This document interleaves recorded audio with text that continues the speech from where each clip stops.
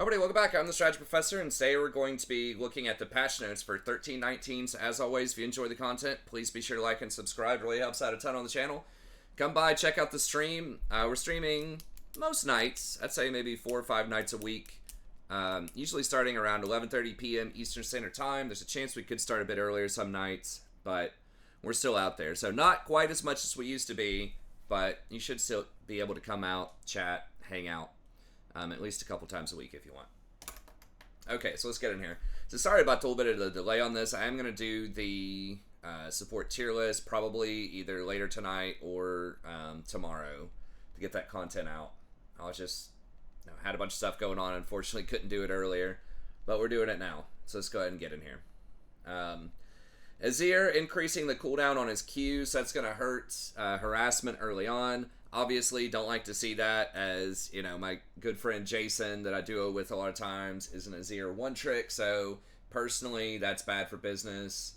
I don't know how much, like, Azir is dominating pro right now. I really kind of hate this time of year as far as, like, league goes, because there's just not anything going on. There aren't any leagues, and it's like, guys, does it really take, or I don't know, maybe there are Korean leagues or something, but it's like, does it take a full month of non-professional, like, play to prepare for Worlds? Like, you can't prepare while you're playing.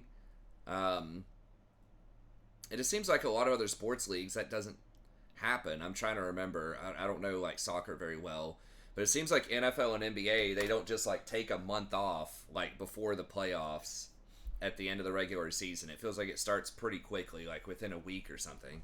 So I don't know. They had this huge layover all the time in like August and September, and then right after Worlds you have like a big layover for preseason. So just feels like a lot of dead air time.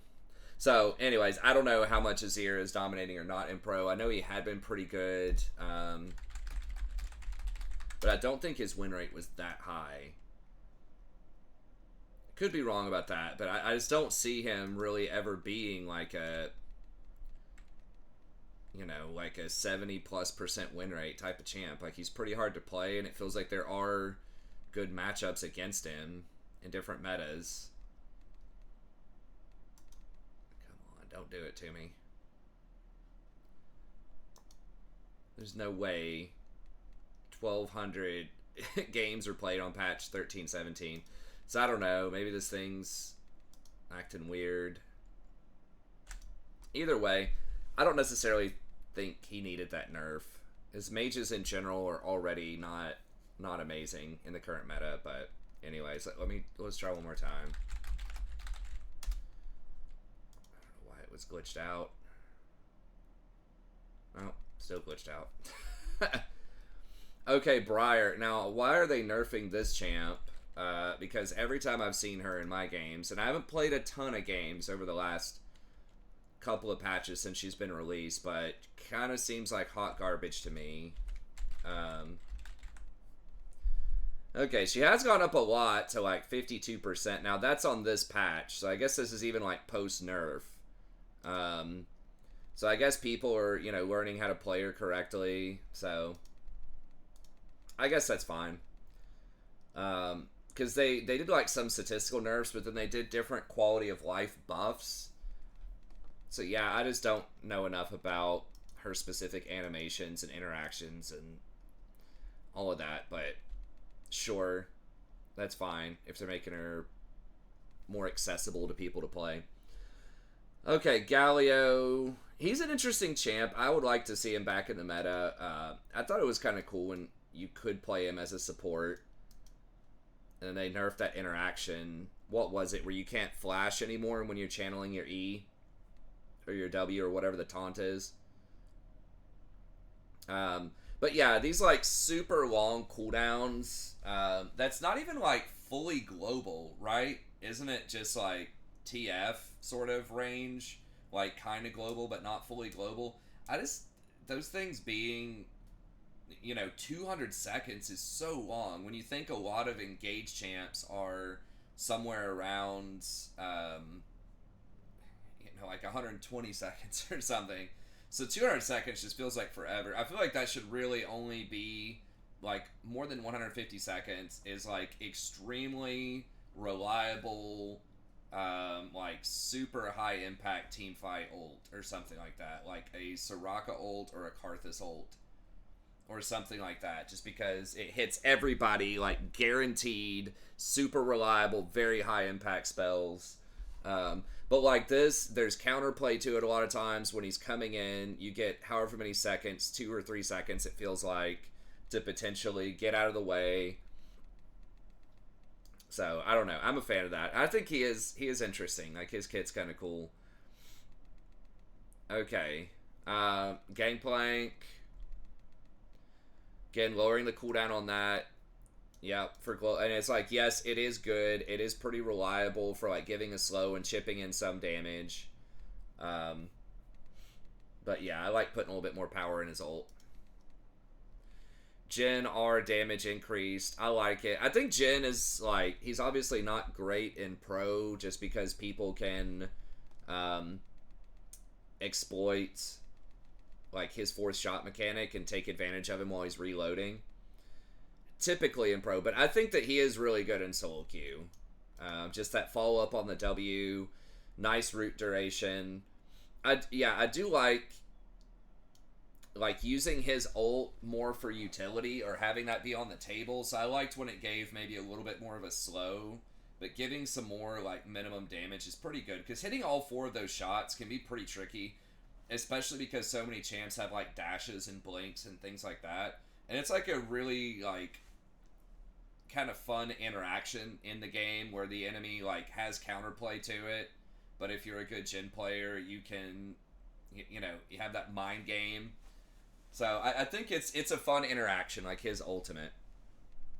So I like they're adding a little bit more power to that, because I think like his laning phase is already good. He already has like great itemization options, good like positioning and movement speed and stuff later in the game. So I think he's a very unique, like cool ADC overall. So yeah, I like them changing this a bit. And that's the minimum damage too, I think. So I don't think that's affecting his like max damage, right? Like if he crits on his 4th shot, I'm not sure. But either way, that's probably fine. Okay. LeBlanc getting a higher attack speed ratio, attack speed growth, attack damage growth is down, mana growth. Whoa, that's way down. The mana regen's way down. What are they saying? Because I feel like LeBlanc is another one that's hot garbage in solo queue. Manaless AD build that turns her into a very frustrating top lane split pusher. She's horrible. I don't know. Like, again, I wish I could get the stats on pro. Let me try one more time here. I just don't know another site that gives the stats.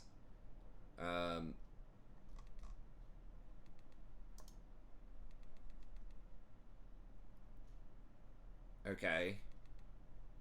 Okay, and mid lane. Alright, so Azir, now this is not a lot of games, but he had 62% presence on the most recent patch and 56% win rate. Like, to me, that doesn't warrant a nerf. Now, yes, it's one of the better champions middle, but like, not by an insane margin. I think it's fine. It's not, he's only being picked 62. I don't know. Seems fine to me. And the LeBlanc is like 20% win rate. Now, it said she's being played like top.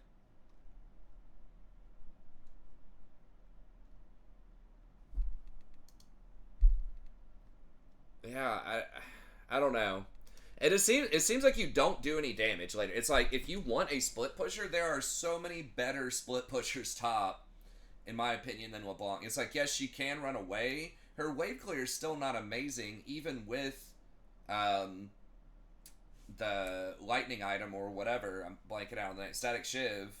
It still is not great, right? And they're nerfing Static Shiv again on this patch. So it's like, do you need to hit her again? Now, I will say, she's just an obnoxious champ in general. I really don't like it when she's in the meta, because it feels like if she gets far ahead, it is difficult to interact with her. But yeah, I just don't think she's that great. So they're trying to get her off of this AD build and get her to have to build a mana item.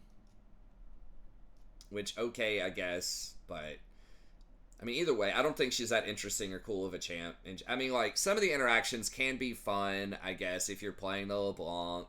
you know, faking people out with the clone, dodging stuff, dodging skill shots. So I guess she's okay, but I just don't think she needs as many nerfs. Just objectively, it just seems weak to me. They're giving her slightly more AP ratio. Okay, Lee Sin. I do like to see Lee buffed because I think Lee is one of the best design champs in the game. I think almost any player is going to say that for the most part that's not biased. Because I think what makes for a good champ is you have ample opportunities for skill expression on your end, but there's also ample opportunities for the enemy to interact with what you're doing in like a fun way, potentially. So it's like you have strategic options for how you want to play through different scenarios, and the enemy also has strategic options for how they want to deal with your scenarios. And it's like you can get ahead, but if you screw up, then you can get shut down and be worthless too. So I think all of that kind of described some of the best, like, well-designed champs in League, and I think Lee Sin's one of those. Right, with his Q, he hits the Q, then you never really know when he's going in, right? Because there's a lot of interactions to him going in now that can disrupt that.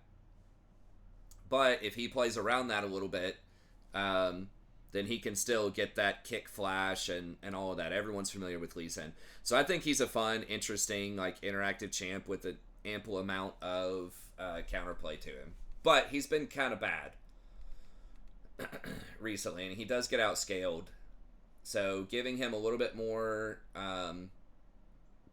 lifesteal and spell vamp early, okay, but it's still like actually a little bit less later.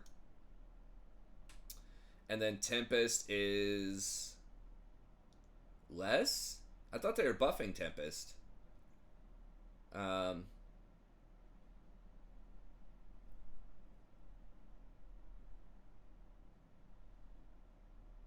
What? They're thinking he's too good in solo lanes? Who the hell is honestly playing him in solo lanes? It's literally 0 professional players, and who cares what someone in silver, like, I don't know, like, no offense, but, like, Lee Sin needs to be balanced around pro. Like, it's fine if people are playing Lee Sin in silver and having a good game sometimes. That's fine. Like, you don't need to nerf him for that. That seems pretty stupid, because that's a huge nerf. That's, like, 20 damage off of his E, because, like, one dude in silver played him top lane and had an okay game. I think he'd be fine top lane. Like, what's wrong with having him be, like, a B-tier top laner and also be, like, a B or an A-tier jungler? Like, that seems fine. It doesn't seem like a super toxic or dangerous flex. It just feels like Garen or Darius or just any of these other, like, solo queue stompers, you know, could potentially crush him in something like silver. I don't know. It seems weird. I thought they were just going to buff stuff about him, but I would like to see them lower the cooldown on his shield and lower the cooldown on, like, his Q, just so that he has more mobility options. I think he'd be a really fun support if they had, like, better, just better itemization.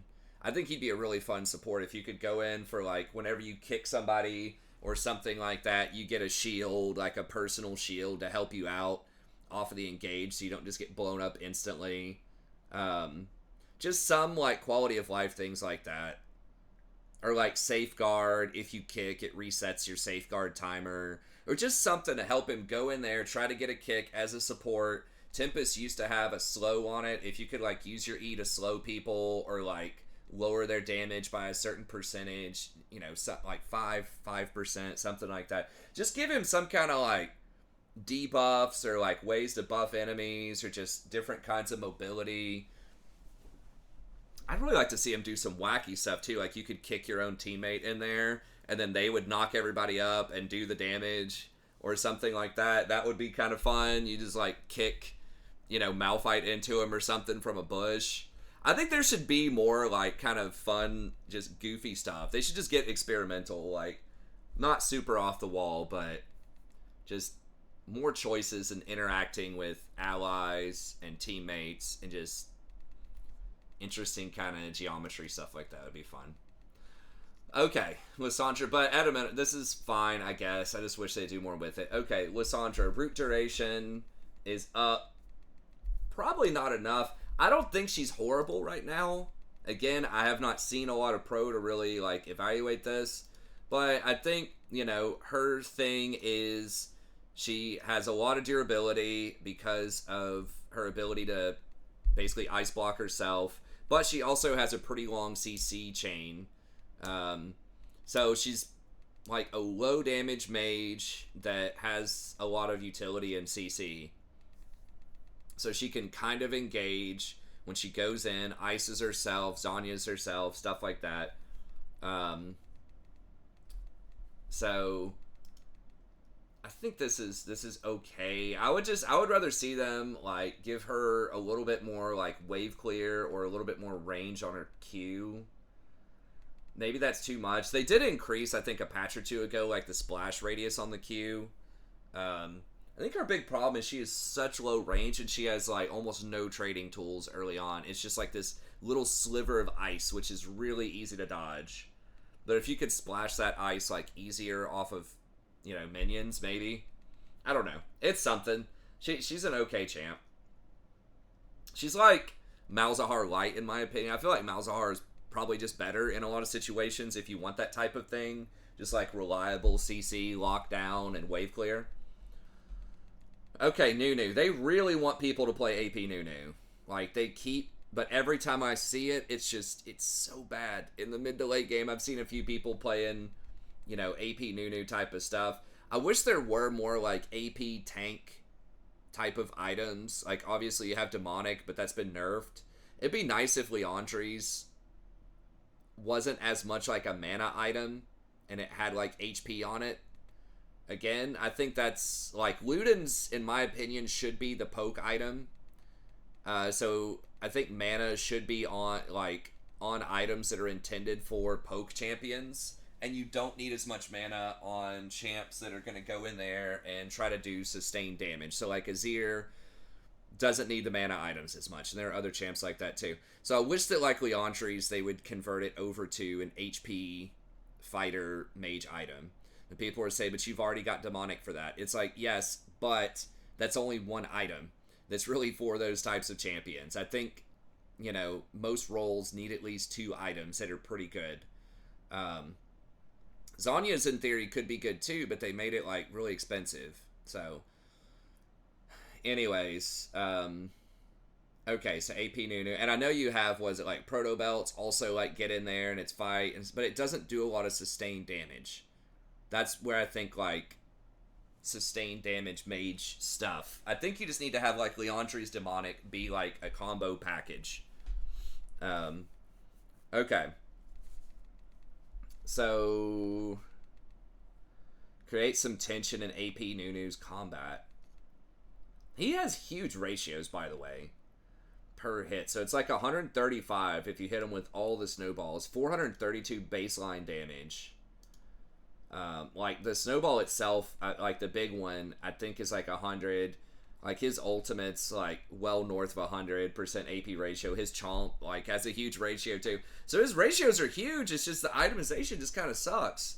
It's like, I guess you could go, like, Sunfire, which is sort of like a Leandri's-esque type of build. If Sunfire had an AP ratio on it, but that might be OP.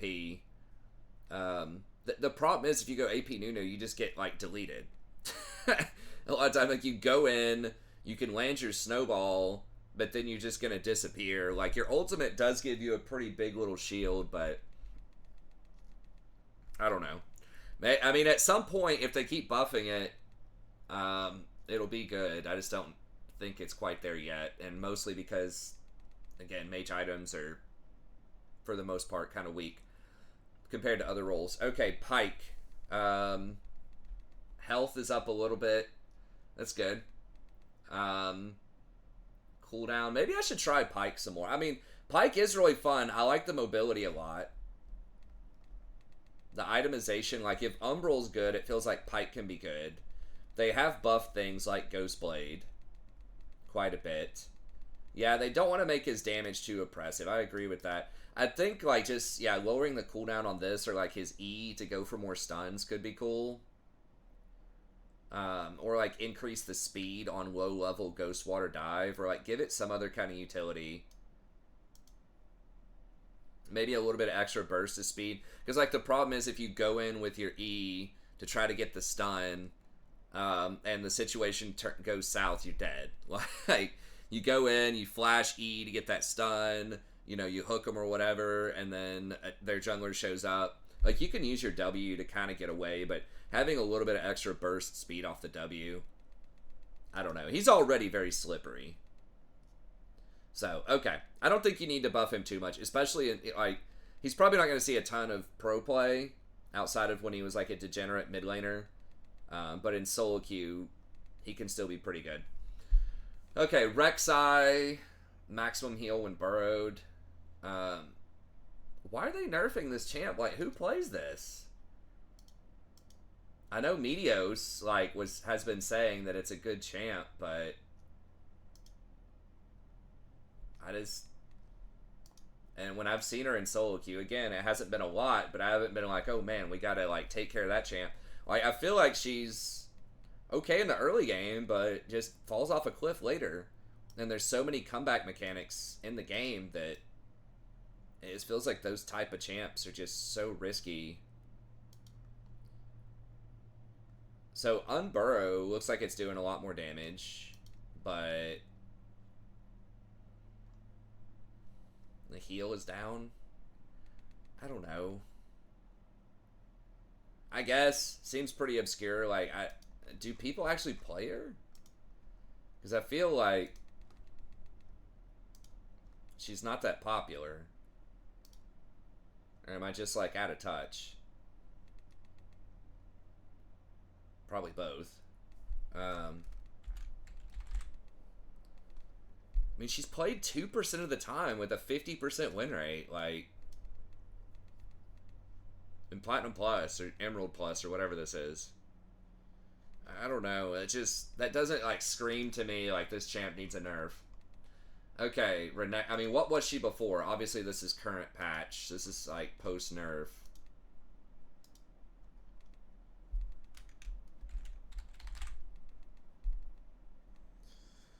I mean, it was a 4% play rate with a almost a 55% win rate. I guess if it's 55% win rate, it's still a pretty low play rate. I don't know. Maybe. That is a high win rate. Okay. Magic resist down, so trying to make him worse against like Rumble. Now, he does see a lot of pro play. I don't think the win rate was very high on him. It was like a, 50% win rate, yeah, type of champ that was just picked a ton. But that is 98% presence. So, I mean, I think people pick him, like, blind pick him a lot just because he's very safe. Like, he's playable in almost every matchup. I feel like they need to be nerfing Cassante a little bit. I mean, Ornn is low-key, like, seems really strong in pro. But it's like everyone picks Renekton and Cassante. It feels like if you're going to nerf Renekton, you need to nerf Cassante a little bit, too, in my opinion. But yeah, it does make him, I think Rumble is usually a pretty popular matchup into him, but yeah, I forgot about like Gwen and Kennen can also be good. I think Gwen's kind of toxic if she's too strong because it's so hard to interact. It's like the opposite of what I talked about earlier, where you have fun like interacting with people with Lee Sin or, some of those other champs, but like Gwen is like very anti-fun because you just can't interact with her. So, Kennen's fine. Okay, Syndra, Q magic damage increase. So they're trying to help out some of the sort of mid-range control mages, as they say. But yeah, it's a lot of this is because just the items suck. So hopefully in the preseason, the items don't suck. So I hope they don't just like buff all the mages and then they change the items to actually make them decent and then they have to nerf all the mages again in the preseason. It's like, dude, just... the items suck. Just stop. Okay, Twitch. Missile speed increased. That's probably fine. I mean, I think, honestly, what they need to do with Twitch in, 2023 now, I think just have him do full damage. Just change something about his ult. If you need to change the numbers, that's fine. But full damage through the minion wave. Because one of the biggest things that I see a lot of times with Twitch is people will open up and start firing through a minion wave, especially like early on, and they'll lose like all of their damage. So Twitch is kind of annoying because if he gets ahead in solo queue, just that ability to stay invisible for so long, it's a big problem. So I would potentially nerf how long he can stay invisible. I don't know how long. It feels like it's forever. It feels like it's like 30 seconds or something. It may not be that long. But I would nerf how long he can stay invisible, make it like 10 seconds or something tops. Maybe a little bit less than that. And then give him some other kind of like power. But, I mean, I guess this is fine. This does allow him to, you know, shoot faster. That's not like his attack speed. That's the missile speed, though. So I'm not sure if he's going to be able to get off more shots or not.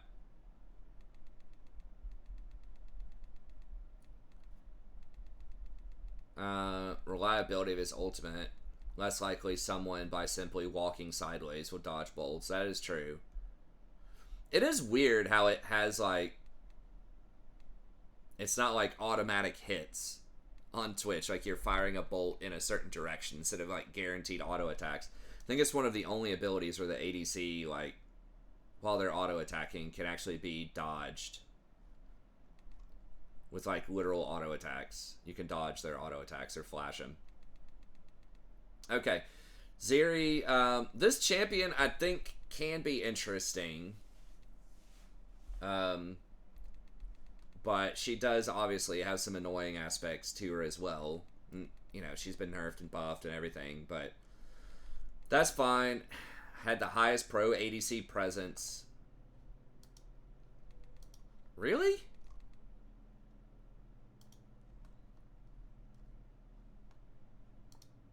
Because I'm kind of seeing Xayah. She says top leagues. Does that mean China and Korea, I guess? It looks like Xayah has played way more. She's got a 22% win rate. 18 games, 22% win rate. So she's the third most picked champ with an absolutely abysmal win rate. Like, Xayah's 58, Kai'Sa's 55, Ezreal's 56, 22 on Ziri.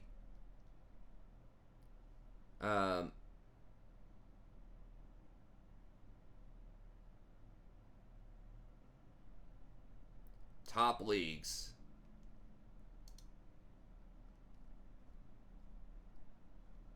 Okay, that's not doing anything.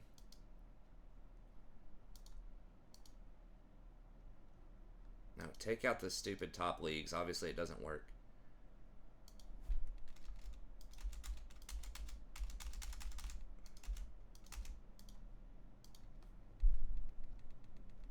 Okay, I broke it somehow. But yeah, it...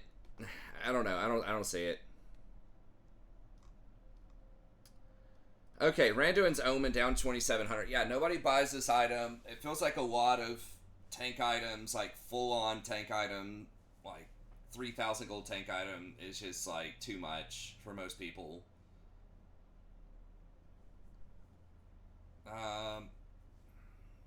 Yeah, the problem is like the anti-critical strike usually just applies the ADC outside of like, you know, like Yasuo, or there are a couple other champs that might build some crit, but it's just such a niche thing. This was like their better tank items overall, but Seeker's armor is up. Okay, that's probably good. I just feel like mid lane should be mostly mages with some occasional other stuff other than an occasional mage, and then you still have more fighters and bruisers. When you've got fighters and bruisers in basically like 3 roles, like jungle, mid, and top almost every game, it seems like that role might be a little overpowered, or like ADCs in multiple roles. Okay, then they're nerfing Static. Static is just a failed experiment. They resurrected this item, and like wave clear, giving pretty much free wave clear, so an item that's already like stat efficient and already does like quite a bit of AoE damage in team fights. People forget about that. Like, those lightning bolts going everywhere still does good damage in a 5-on-5 team fight. Like, also giving you a lot of wave clear, it's just really problematic. Wave clear in general is one of the more toxic things in the game, especially on items, because then you can't interact. Like, it's like the most OP thing to be doing is wave clearing most of the time. So you just like wave clear, and then you go just roam and just sit on another lane, and then that lane can't play the game for like 30 seconds. And then you just go back and you wave clear again. Or someone can't interact with you. Like, they can't dive you, they can't try to trade with you in lane if you're just constantly pushed in all the time.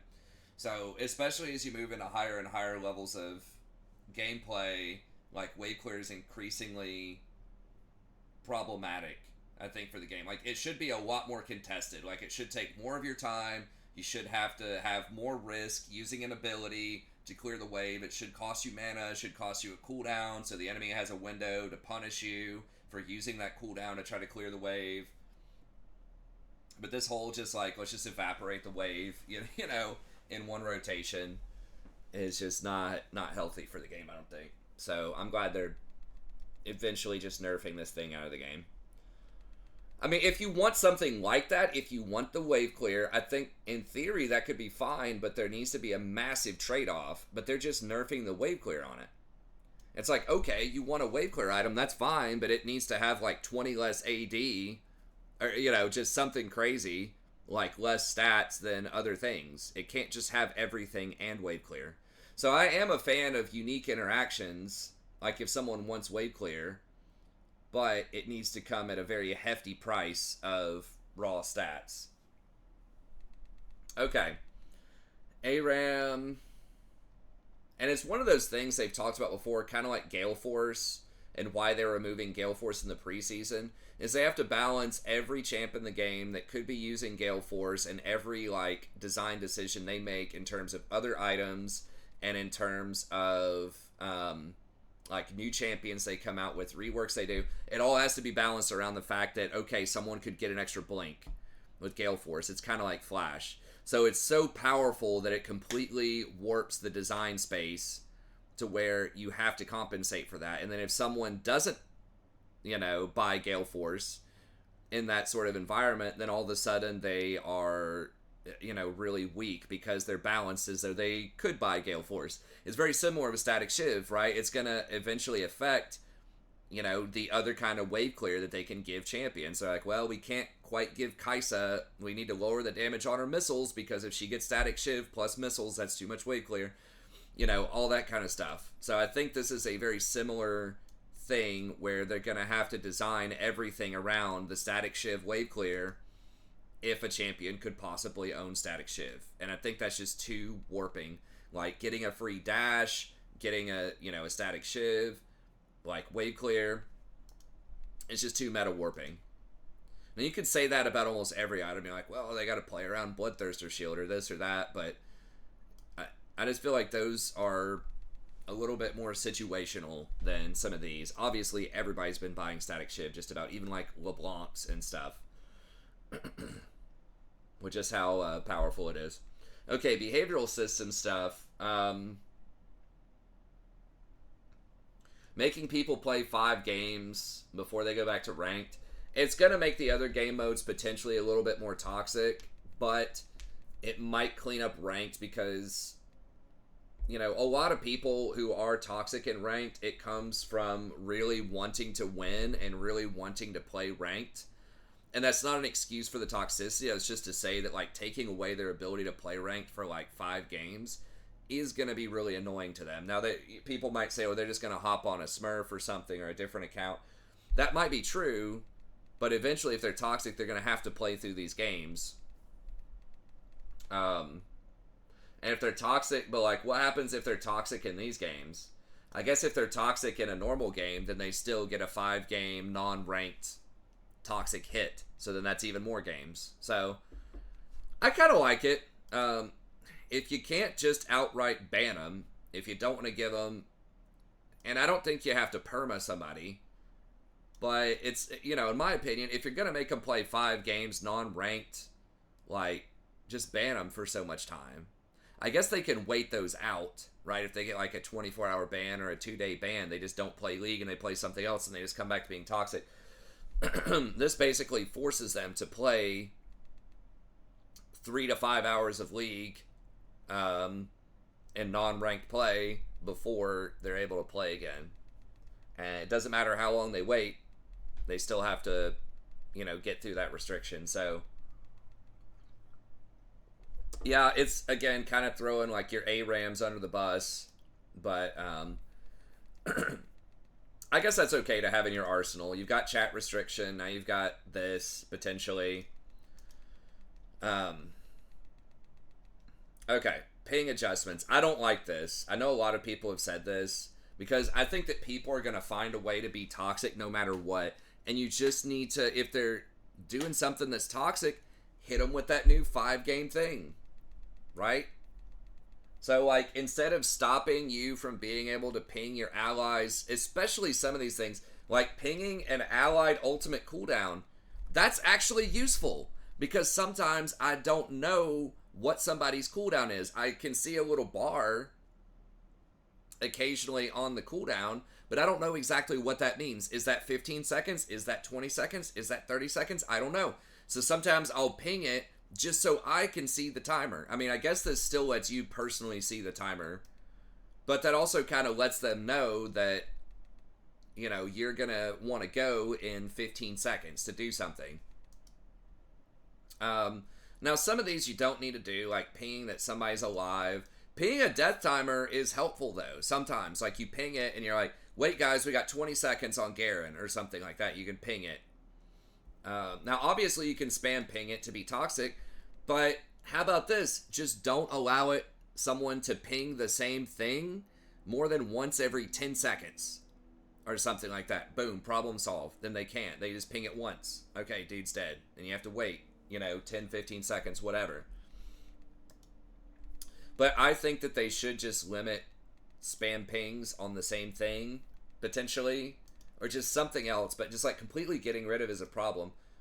Or it's the same thing, like pinging your allies' teleport timer to say, hey, wait, we got to wait on our split pushers teleport. We got 20 seconds. Ping it a few times, something like that.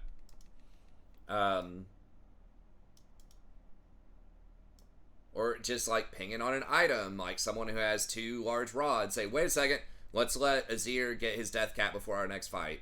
I mean, you can type these things, but it's easier to ping it and just say, wait on decap, like ping 2 rods, wait on decap, or how long on decap, and ping 2 rods. I mean, I guess you're going to say how long on decap without pinging 2 rods, but like, I don't know. I just feel like this is a level of communication that's helpful. Or pinging, your allies level, say, wait, they're 6, and ping, or like ping your own. I guess you can probably ping your own and say, I'm 5, or ping your cooldown on your ultimate. So maybe it's like not that bad, but again, people who are just wanting to be toxic are going to find a way to do it. I agree with getting rid of the bait ping or whatever. It's like, who cares? Like, nobody even uses those advanced pings. Like, who the hell uses those? Like, the only pings that I ever use and that I see other people use are usually just, on the way, question mark, back up. That's about it. So, I mean, maybe there's something I'm not thinking of, but that's like 90% of the communication of those things. And these other, like, weird things, I don't even remember what some of them mean. Like, one is, like, green kind of ping that I like accidentally ping sometimes because there's so many like ping buttons. But yeah, you don't need a bait ping. Like, just ping go in or something, or you can just type bait. But yeah, I mean, people are like, just like ban the behavior or like take them out of ranked. Like, don't limit the communication. They already don't have voice because they're afraid there's going to be toxic stuff and that they can't legislate that. I think they should bring back Tribunal, too, because people are going to find ways around all this, most of the way. They're going to find ways around the AI once they figure out, exactly where they can stand in the base and how often they have to move before the AI hits them for AFK. All that stuff. But, like, that kind of, lawyer-like BS sort of stuff, people are going to see through that with the tribunal. And I know the argument for tribunal is people are just going to send in reports that are just like fake reports for someone who just has a bad game or someone who's playing something off meta or whatever. But I think just refine that system. Use the players to help, right? Give somebody a reliability rating, like a secret reliability rating. I think that's what they used to do in the final days of the tribunal. It's like, okay, if someone is submitting these fake reports, basically, that other people aren't agreeing with, because for someone to end up getting, punished in the tribunal, it had to be like 70% of people agreed or something like that. Just make it some number where people are doing your player management for you, your behavior management for you. Just say, hey, if you go and you guess right on these cases, you can do 10 per day. Every one that you get right will give you X number of blue essence. I don't know what the number is. But, maybe 50 blue essence per case, 100 blue essence per case, whatever it is. And then you get, people kind of legislating that a little bit more.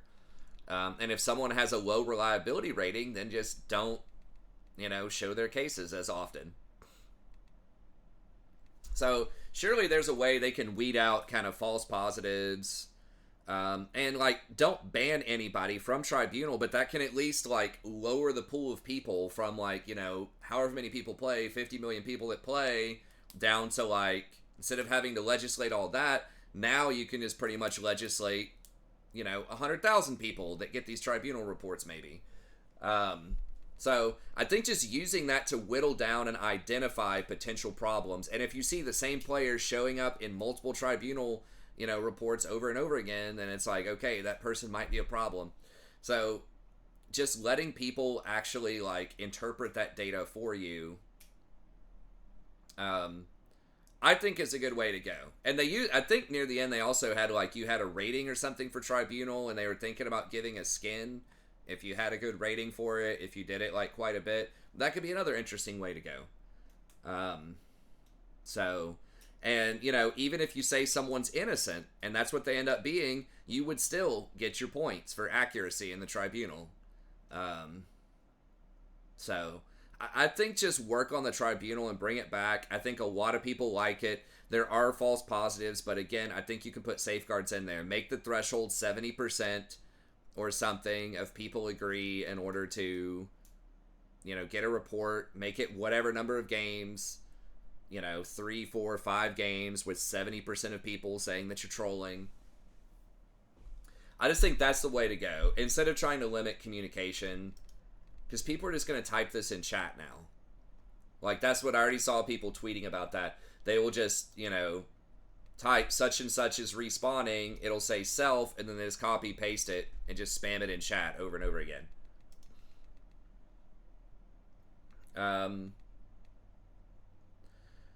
Have not been changed. Pinging your own information, pinging neutral or enemy information, dragon timer, such and such, pinging your own character portraits. So, not the end of the world on these. It can be annoying in some situations, but I just think it's the wrong design philosophy for trying to police the chat. Okay, bot stuff, whatever, bugs, whatever. Okay. Alright, well, that's going to be it. Thank you very much. Hope you enjoyed it. Be sure to like and subscribe if you did. I will have that tier list, like I said, probably either today or tomorrow. We'll just see how much time I have. And I will be on probably this weekend for at least a few days. So typically, Mondays and Wednesdays are tough because I have class the next day. But, most other days I should be able to get on. But anyways, that's it. Have a good day, and we'll see you right next time.